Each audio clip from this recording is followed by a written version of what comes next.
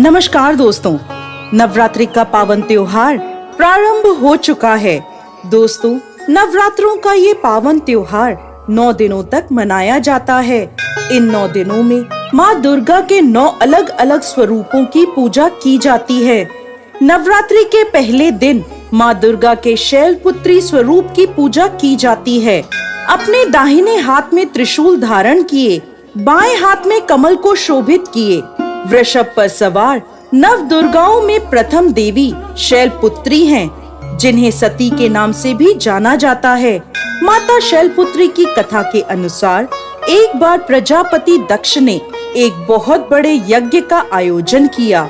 इस यज्ञ में उन्होंने सभी देवताओं को अपना अपना योग्य भाग प्राप्त करने के लिए आमंत्रित किया, परंतु उन्होंने भोलेनाथ को निमंत्रण नहीं भेजा। जब माता सती को यह ज्ञात हुआ कि उनके पिता एक अत्यंत विशाल यज्ञ का अनुष्ठान कर रहे हैं, तब उनका मन वहां जाने के लिए बेचैन हुआ। उन्होंने भोलेनाथ को अपने मन की सारी व्यथा बताई।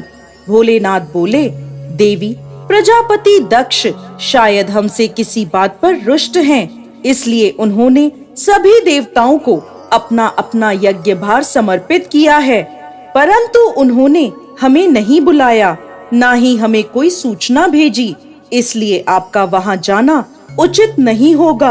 भोलेनाथ की यह बात सुनकर माता सती का मन शांत नहीं हुआ। पिता के द्वारा किए गए यज्ञ में सम्मिलित होने और अपनी माता और बहनों से मिलने की उनकी इच्छा और प्रबल होती जा रही थी। माता के आग्रह करने पर भोलेनाथ ने माता सती को वहां जाने की आज्ञा दे दी। पिता के घर जाकर माता सती ने देखा कि कोई भी उनसे प्रेम और आदर पूर्वक बात नहीं कर रहा। केवल उनकी माता ने उन्हें स्नेह से गले लगाया। बहनों की बातों में व्यंग और उपहास था। अपने परिजनों के इस व्यवहार से माता सती के मन को बहुत दुख पहुंचा। ये सब देखकर उनका हृदय शोक, ग्लानि और क्रोध से संतप्त हो उठा।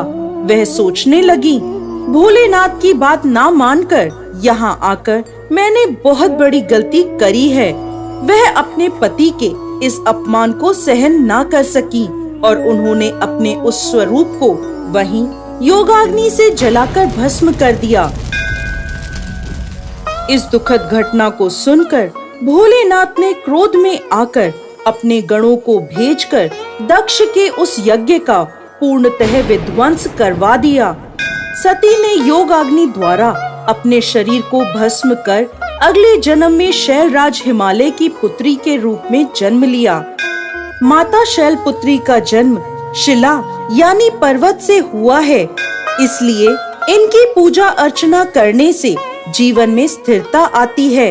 इनकी पूजा अर्चना से वैवाहिक जीवन सुखद हो जाता है और घर में सुख समृद्धि आती है। माता की पूजा अर्चना से मूलाधार चक्र जागृत हो जाते हैं, जिसके फलस्वरूप जीवन में स्फूर्ति और उत्साह का विकास होता है। साथ ही साथ माता शैलपुत्री की पूजा अर्चना से चंद्रमा से जुड़े सभी प्रकार के दोष दूर होते हैं और भक्त को सौभाग्य की प्राप्ति होती है।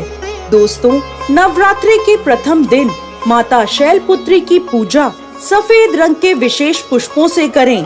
साथ ही साथ माता को सफेद मिठाई का प्रसाद चढ़ाएं और माता की तस्वीर के आगे कपूर अवश्य जलाएं।